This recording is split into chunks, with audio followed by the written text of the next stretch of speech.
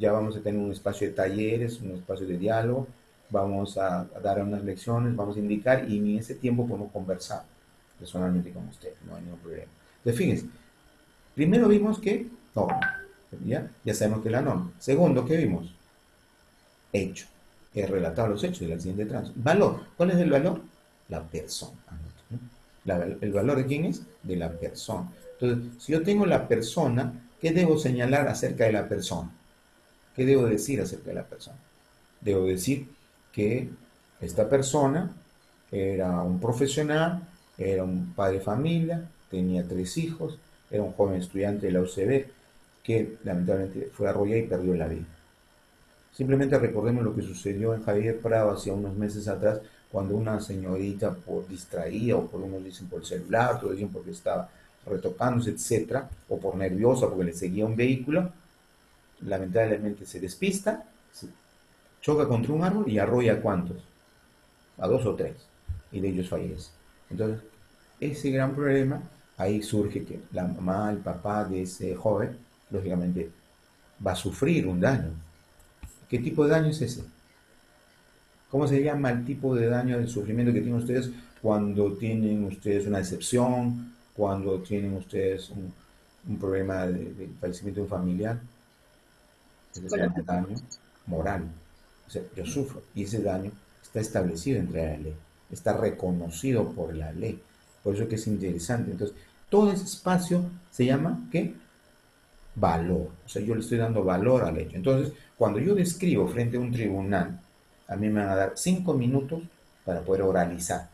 O sea, yo me persono al tribunal y el tribunal tiene que escucharme a mí como abogado frente a mi patrocinado a efectos de que yo le cuente al tribunal, que viene a ser 3 jueces que van a escuchar mi alegato respecto al caso, de qué trata el asunto. Entonces, ¿cómo le voy a contar yo? Soy abogado, he estudiado Derecho, tengo, tengo claro en Introducción del Derecho la teoría tridimensional de quién? De Miguel Reale. Anote, es un brasilero. Ahí tenemos también dentro de los recursos varios temas de la teoría tridimensional del derecho que les vamos a decir para que la puedan leer, incluso hoy día podemos leer algo de ello. Entonces, esta teoría tridimensional yo tengo que contarle al magistrado con la teoría tridimensional como abogado. No simplemente voy a hablarle tal y conforme normalmente tenemos el modo de hablar frente a nuestros amigos. No, tenemos que cambiar. Hay un tema que es diferente a esto, ¿no? Entonces, esto es importante. Bien, entonces, a ver, voy a ver que sí, hay varios que no les admiten, dice. A ver, perdón, un minutito. Ya, así. Admitir todo.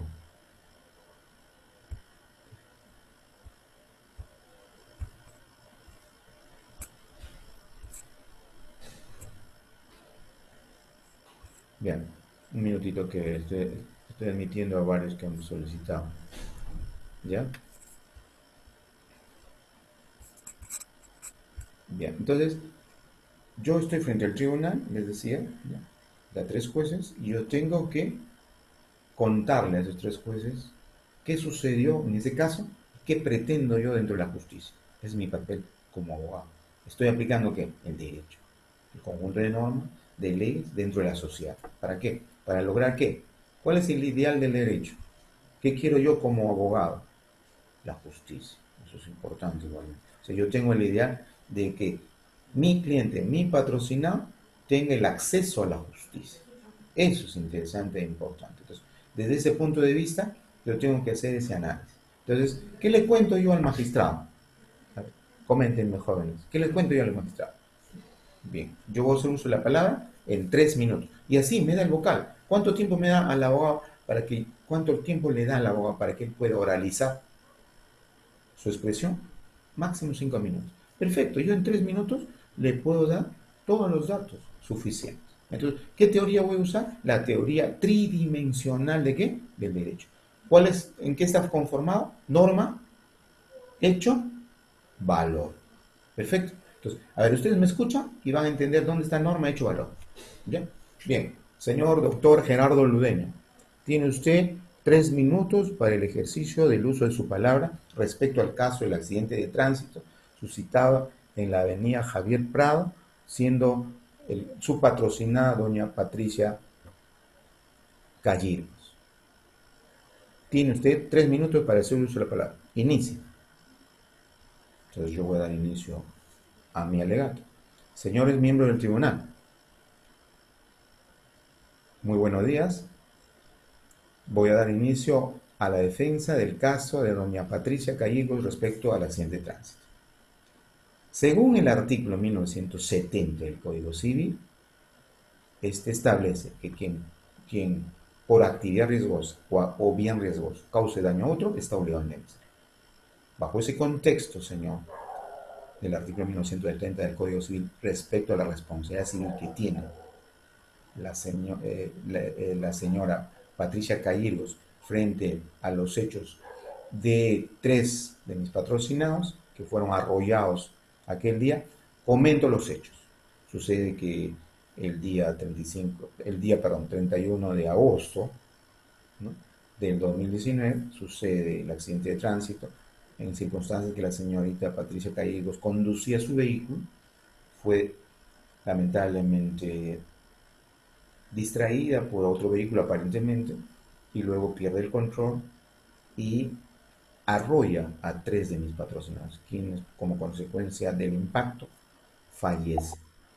Esta razón hace que, activando lo que dice el artículo 1970 del Código Civil sobre el bien riesgoso y peligroso, exijo yo una responsabilidad civil por daño moral, por el importe de 200.000 soles y daño al proyecto de vía por el importe de 100.000 soles, que las establezco en 2 parámetros. 200.000 porque estos jóvenes eran prósperos jóvenes quienes tenían una educación ya bastante avanzada, estaban concluyendo sus estudios y que lamentablemente fallecieron. Y como tal, es un daño que genera a la familia y a su proyecto de vida. Bajo estos principios, señor, la persona de estos 3 de mis patrocinados exigen a través del Estado una indemnización, porque les corresponde, conforme lo establece la ley, respecto del daño ocasionado por la señora Patricia Calleros. Bajo estos considerandos, pido al superior tribunal declarar fundada la demanda de indemnización por 300.000 soles. Muchas gracias. Listo. ¿Cuánto tiempo hablé? 3-4 minutos. Ese es el tiempo que tengo que hablar. ¿Y qué utilicé? La teoría tridimensional del derecho. Algo interesante. Norma hecho valor. En ese norma hecho valor, ¿qué tuve en cuenta? La interpretación de la ley básica. ¿Y el conjunto de leyes? ¿Qué tuve en cuenta entonces? El derecho. 2. ¿Qué busqué? Los hechos. Es decir, narré rápidamente, sucintamente, de qué tratan esos hechos y lo relacioné con la norma. Lo relacioné con el derecho. ¿Y para qué? Para darle valor a la persona, a la sociedad. Entonces, ¿nos importa el derecho y la sociedad? Sí, porque nosotros regulamos la conducta de la persona en el contexto de dónde? De la sociedad. Y si esa sociedad está considerada entre todo el Estado, ¿cómo se llama? Estado de Derecho. Entonces, anote. ¿Qué es Estado de Derecho? Si le pregunto en un examen en línea que vamos a tener más luego, ¿qué les digo? ¿Qué es Estado de Derecho? Es el derecho aplicado ¿dónde? En el Estado. Es decir, las normas aplicadas al confinamiento, a la ley de emergencia sanitaria, ¿es de Estado de Derecho o no? Sí, porque se rige en todo el Estado. Por lo tanto, ese es Estado de Derecho, es la aplicación del derecho para todos, para toda la sociedad. Entonces, miren, qué importante viene a ser el derecho. Yo los felicito a ustedes de haber escogido la carrera de Derecho, es una carrera brillante. Y más que nada a los jóvenes pues les aperturan todo un expertise interesante, ¿no? Pueden ser que abogados litigantes, ¿qué más? Pueden ser jueces, pueden ser fiscales, pueden ser asesores de mejores empresas o de cualquier tipo de empresa, pueden tener su consultorio jurídico, que a través de ellos pueden también litigar. Entonces, el derecho es amplio. Y más que nada, lo que ustedes mismos dijeron al momento de su incorporación a la universidad, o al momento de su traslado externo. ¿Qué dijeron? Yo quiero estudiar derecho, ¿por qué? Porque no quiero más injusticia. Entonces, ¿qué busca la norma hecho valor? La teoría tridimensional. ¿Por qué Miguel Realé plantea esto? Porque a través de la norma hecho valor, ¿qué quiero? Quiero justicia. Ahora, la justicia es muy ideal, ¿no? Muchas veces la justicia no se cumple, ¿no? ¿Por qué? Porque se interpreta el derecho y no así, a veces se llega a la justicia. Entonces, lo que yo quiero y lo que yo debo hacer, ¿qué es como abogado? Lograr que toda mi actuación tenga un norte. ¿Cuál es? La justicia. Pero para que ésta sea justa, ¿qué necesito? Recorrer todo un camino. ¿Un camino de qué?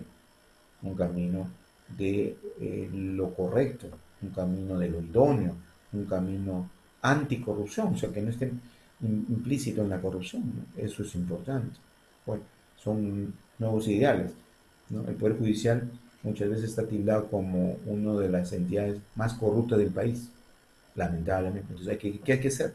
Ustedes nuevos abogados, seguir con esa rutina de todas las problemáticas que encierra el Poder Judicial, no, cambiar, tener una nueva idea del orden, ¿no? Entonces, eso es lo que nosotros queremos. Entonces, ahí eso es importante, ¿no? Es importante tener ese criterio. Entonces, fíjense, norma, hecho, valor, justicia.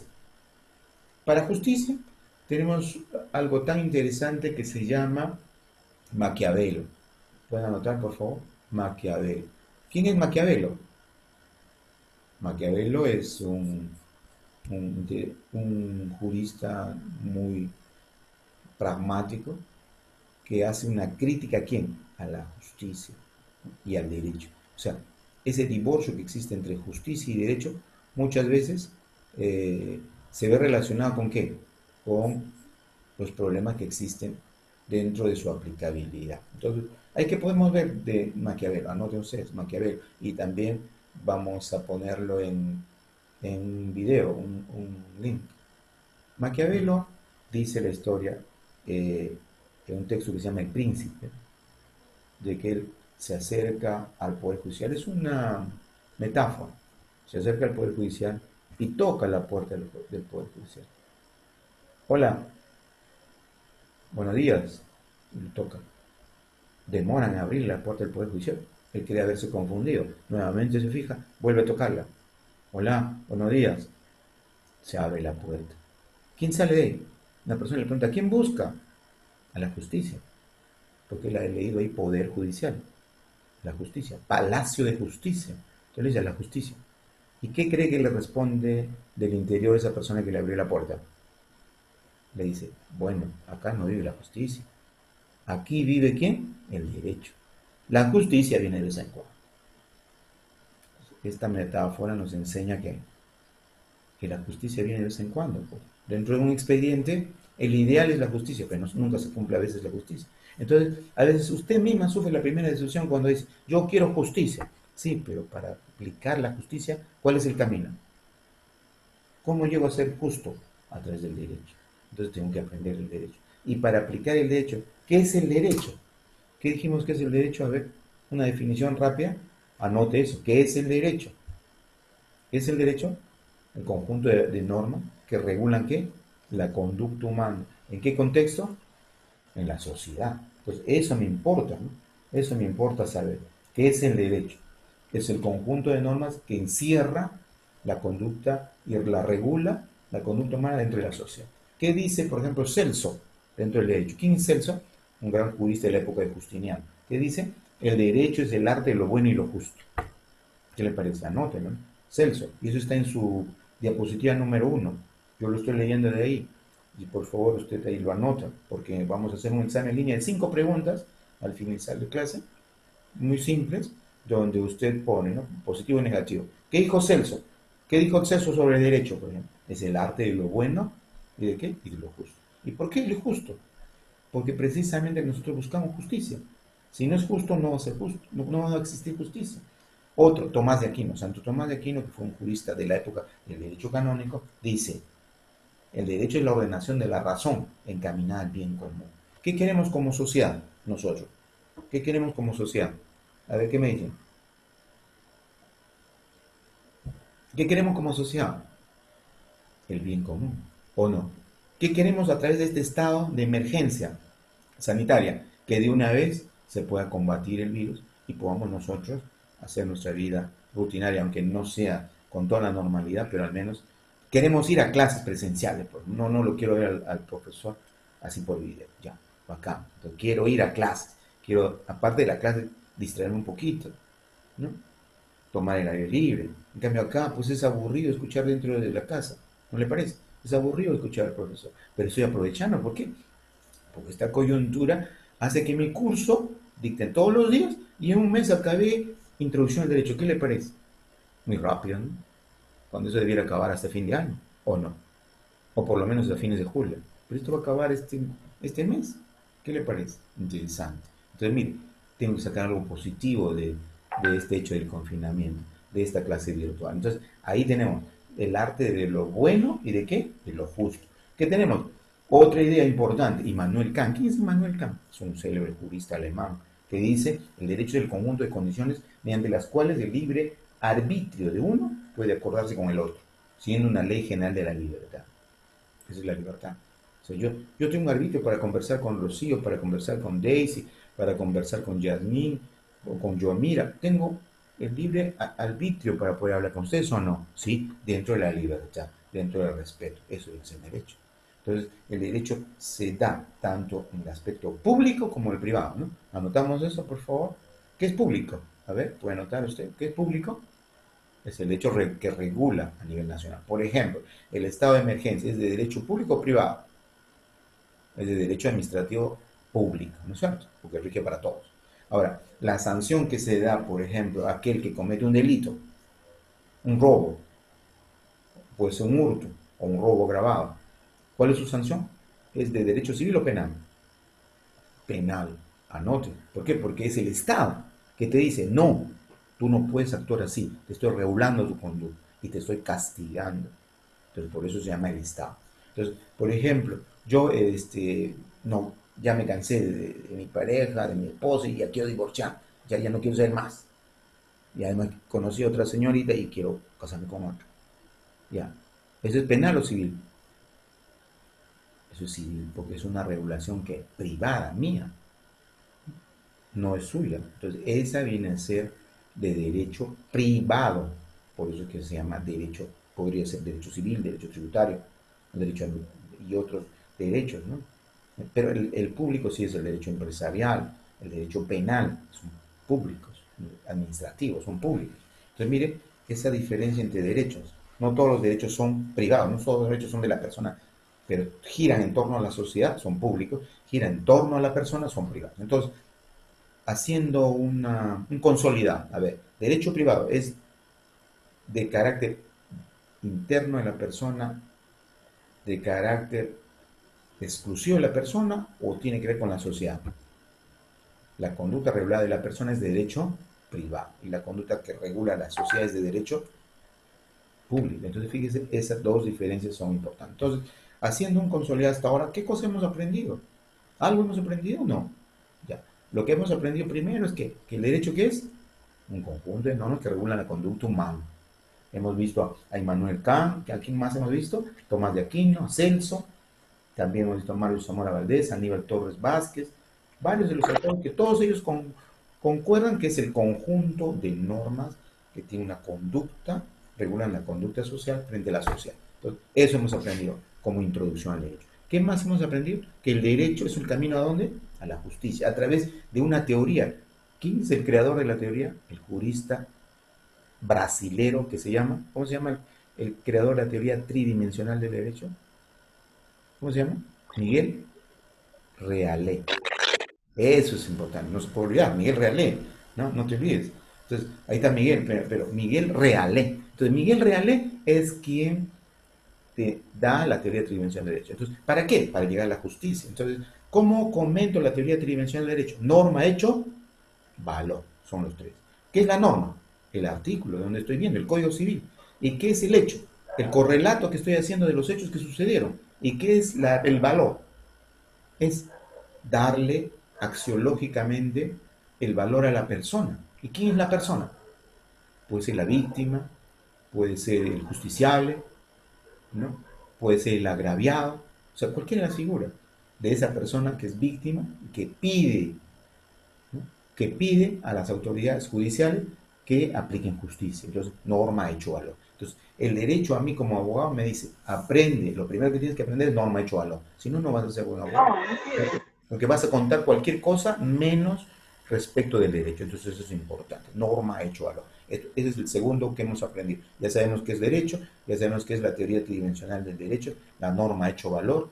Ya sabemos que la sociedad regida por el derecho, ¿cómo se llama? Tercera pregunta. La sociedad regida por el derecho, ¿cómo se llama? Estado de derecho. Entonces, cuando yo estoy caminando y alguien me quiere detener y alguien me pide mis documentos y alguien tal vez incumple lo que se ha establecido entre la norma, o sea, me está pidiendo algo que no está establecido en la norma, ¿qué yo le digo?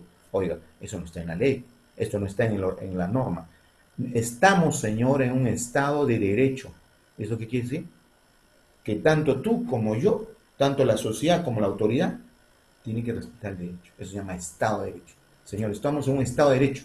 Por lo tanto, usted tiene que acatar, tanto usted como yo, lo que dice la norma, lo que dice el derecho. ¿Ve? Qué interesante. Entonces, la sociedad, que tiene que ver con quién? Con el derecho. Ese también es el tercer punto que tenemos que aprender. Y un tema interesante, la persona. ¿Quién es la persona? ¿A quién le dicen persona? ¿Por qué a Hans Muñoz le dicen persona? ¿Por qué a Fátima Quirós le dicen persona? ¿Por qué a Sheila Portilla le dicen persona? ¿Por qué a Daisy Ramírez le dicen la persona? ¿Por qué? O le dicen individuo, o le dicen tipo, ese tipo. No, es persona. ¿Por qué? Usted tiene que tener también la nueva figura de la conceptuación de quién, de la persona. A Hans Muñoz yo le digo persona. ¿Por qué? Porque es simpático, porque es agraciado, porque es reilón. ¿Por qué? ¿Por qué le digo persona a Hans? Le digo persona porque tiene derechos y deberes. ¿Se acuerdan? Porque es un ciudadano, por eso es persona. ¿Y de dónde nace ese nombre de persona? Ese nombre de persona nace aún desde el derecho romano. En el derecho romano pensaban igual como nosotros. Y decían, a esta persona de Hans, a esta persona de Sheila y Yomira, ¿cómo le puedo nombrar? ¿Por su nombre? No, mejor como persona. ¿Y qué es la persona? La persona es quien tiene derechos. O sea, yo como abogado defiendo a quién? A la persona que tiene derechos. Y esa persona es Josep, es Fátima, etcétera. Entonces, esa es la persona humana. Entonces, la persona es la que tiene derecho. Es una máscara que le pone de ficción legal, que le pone el derecho romano para decirle, tú eres persona. ¿Por qué? Porque tú tienes derechos y deberes. Por lo tanto, yo voy a defender tus derechos y también voy a hacer que cumplas tus deberes. Por eso se llama persona. Entonces, eso es interesante, ¿no? Y de esto hay una anécdota importante dentro de la historia del derecho. No se olviden que la historia del derecho es la fuente de lo que nosotros requerimos para poder aprender respecto al derecho. En este tema de la historia del derecho, no se olviden que hay un tema interesantísimo respecto en la colonia. En la colonia, no olviden que en la colonia, en 1600, 1700, en Perú, ¿había o no derecho? ¿Qué dicen ustedes? En la época de la colonización, ¿había derecho? Claro. ¿Quién administraba justicia? La Real Audiencia. ¿De dónde? Había Real Audiencia de Quito, de Lima, de Huamanga, de Cusco. ¿Y quiénes administraban justicia? Los oidores.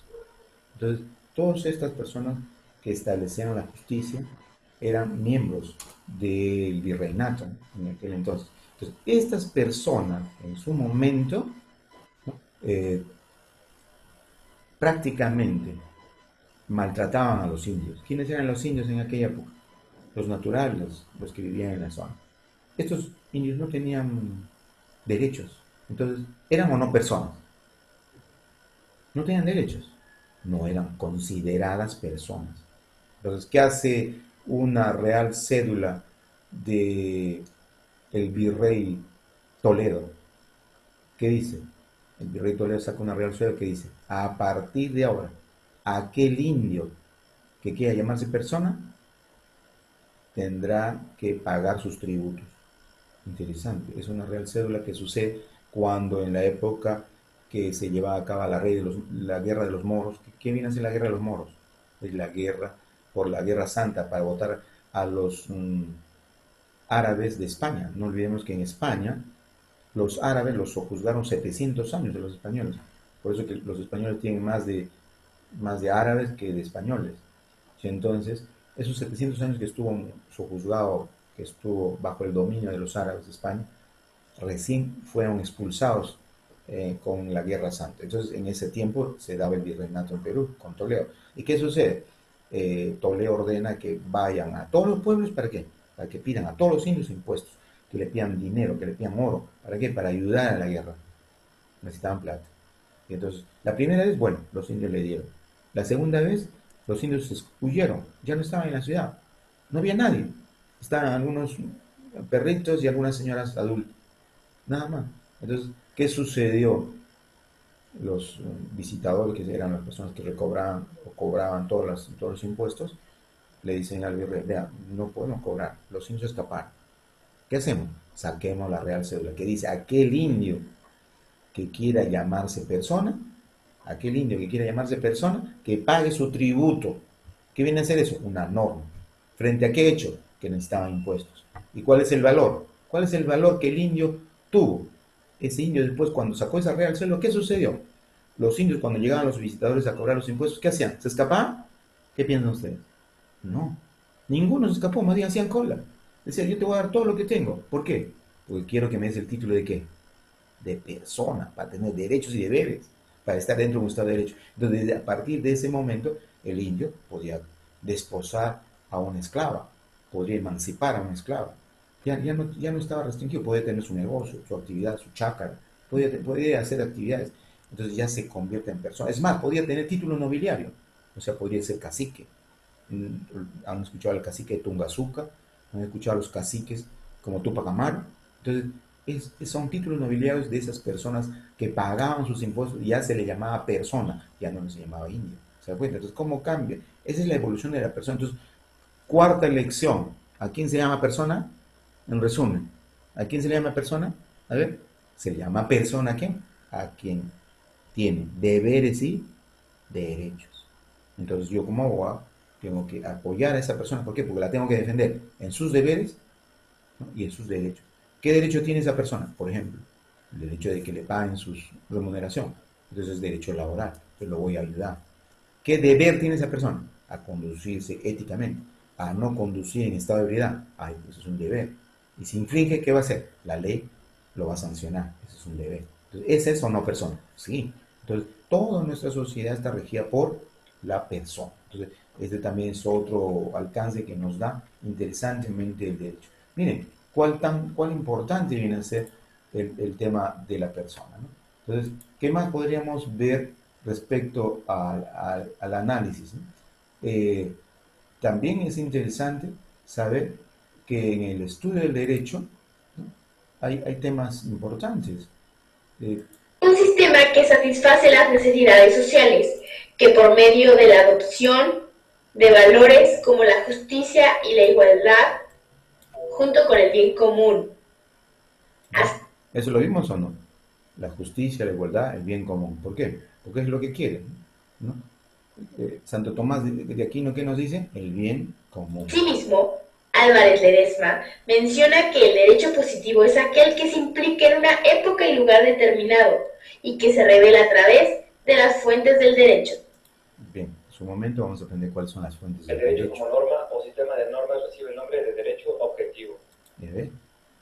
Ahí también tenemos otro tipo de derechos, fuera de que hemos visto público y privado. ¿Qué más podemos ver? Objetivo, derecho objetivo, que está aplicado a las normas. ¿Qué más? Para García Maínez y Stammler es un conjunto de normas. Sin embargo, Villoro Toranzo añade que rige obligatoriamente la vida humana en sociedad. Es un ideal de justicia, puesto que norma la conducta de los hombres en sus relaciones sociales.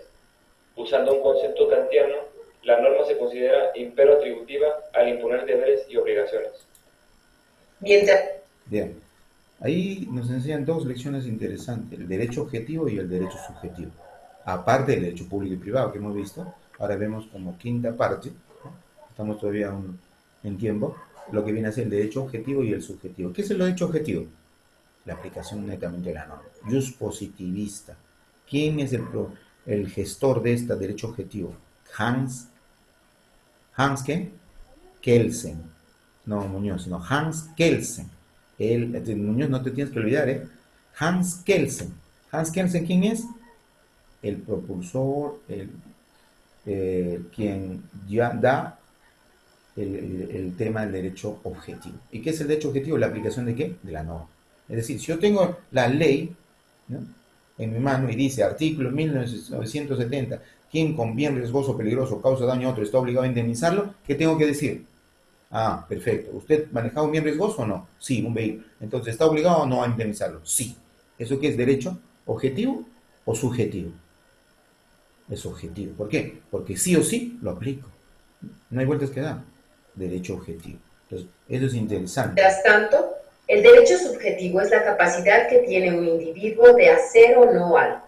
Villoro lo define como facultades dadas por la ley que atienden a los individuos de hechos lícitos, negativos y positivos.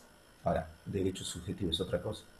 ¿Han escuchado? El derecho subjetivo es la facultad que tiene la persona de hacer o no hacer. Entonces, ¿qué tengo que decir cuando hay un derecho subjetivo? ¿Tengo o no culpa? ¿Lo hice con intención dolosa o fue algo circunstancial? Eso es derecho subjetivo, ¿eh? Entonces, no necesariamente es el autor del hecho, no necesariamente. Pudo haber sido un cómplice, pudo haber sido un colaborador, etc. El derecho subjetivo sí te da un margen de error que te permite a ti dilucidar si es o no el hecho realizado, ¿no? ¿Qué dice? Una jerarquización de normas. García Maínez lo describe como un sistema eficaz para la búsqueda del bien común. Ya, si yo tengo una jerarquización de normas y la búsqueda del bien común, ¿qué derecho es? A ver si hago esa pregunta. Hay una jerarquización de normas y la búsqueda del bien común y la aplicación de lo que dice la ley, ¿es objetivo o subjetivo? ¿Cuál es la respuesta? O derecho objetivo. ¿Por qué? Porque estoy aplicando lo que dice la norma. Ahora, ¿cuál es lo subjetivo? Escuchen. Quien también habla de la necesaria obligatoriedad del asunto. Leonel Pérez Nieto comenta que es un sistema que satisface las necesidades sociales, que por medio de la adopción de valores como la justicia y la igualdad, junto con el bien común. Ya, eso es que objetivo o subjetivo. Objetivo. ¿Ya? Asimismo, Álvarez Ledesma menciona que el derecho positivo es aquel que se implica en una época y lugar determinado y que se revela a través de las fuentes del derecho. Ya, ¿eso qué es? ¿Objetivo o subjetivo? Objetivo. O sea, todo lo que la ley dice que así es y debe cumplirse, ¿qué es? ¿Objetivo o subjetivo? Objetivo. O sea, que ya está establecido en la ley y es de fiel cumplimiento. Lo que se dijo en la ley es así. Todo aquel, creo que sacó una norma últimamente, ayer, todo aquella persona que transite sin un pase, sin una autorización, ¿no? Será sancionado con una multa. ¿Eso es objetivo o subjetivo? Objetivo. ¿Por qué? Pues una norma de imperiosa necesidad de cumplimiento es objetivo. ¿Y cuándo es subjetivo? Ahí vamos a escuchar algo. El ¿Cuándo es derecho como subjetivo? norma o sistema de normas recibe el nombre de derecho objetivo. Para García Maínez y Stamler es un conjunto de normas. Sin embargo, Villoro Toranzo añade que rige obligatoriamente la vida humana en sociedad. Es un ideal de justicia, puesto que norma la conducta de los hombres en sus relaciones sociales.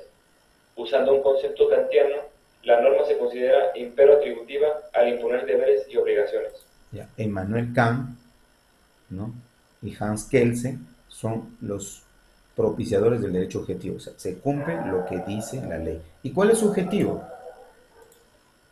Mientras tanto, el derecho subjetivo es la capacidad que tiene un individuo de hacer o no algo. Villoro lo define como facultades dadas por la ley que... ¿Ya? La capacidad que tienes de hacer o no hacer es subjetiva. O sea, no siempre es viable ese hecho. Por ejemplo, una negligencia médica. Yo tenía que hacer una operación. Sabogal. Ya vamos yendo al término, ¿no? Ya no se aburra ni se distraiga. Ya vamos a acabar. En unos 10 minutos más acabamos la clase. Ya. Entonces, una negligencia médica. ¿Me escuchan bien? Una negligencia médica. Noten eso porque va a ir en el examen en línea. La negligencia médica, ¿ya? ¿Es de derecho objetivo o subjetivo? ¿Qué dice? A ver, voy a contarle los hechos, ¿no? La negligencia médica es cuando, imagínense en el hecho que sucedió en el hospital Sabogal. Ustedes buscan Sabogal. ¿Qué sucedió? A un anciano que tenían que operarle la pierna izquierda, que tenían que cortarle, amputarle la pierna izquierda porque estaba necrosada. Por error, el médico le amputa ¿cuál? La pierna sana, la derecha. ¿Y qué sucedió cuando le cortó la pierna sana? ¿Qué haría, por ejemplo, uno de ustedes? Hans, ¿qué harías cuando te cortan, cuando tú eres el médico y le cortas en vez de la sana, perdón, en vez de la enferma, la sana? ¿Qué haces? ¿Qué piensas? ¿Saldrías a decirle, señor, a ver, quién es el familiar de la señorita Patricia que...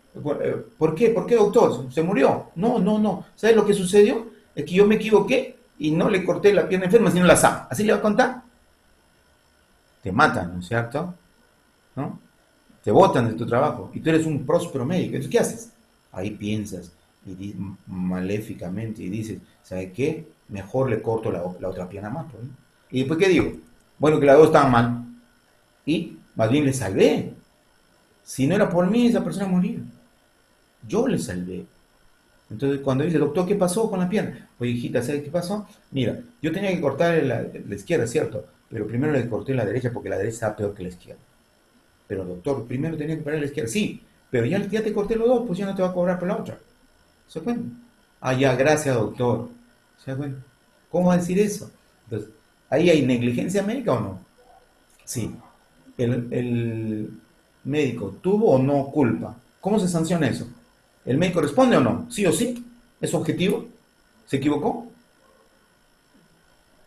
Ya sé que se equivocó, pero ¿responde sí o sí, así como en el accidente de tránsito? No.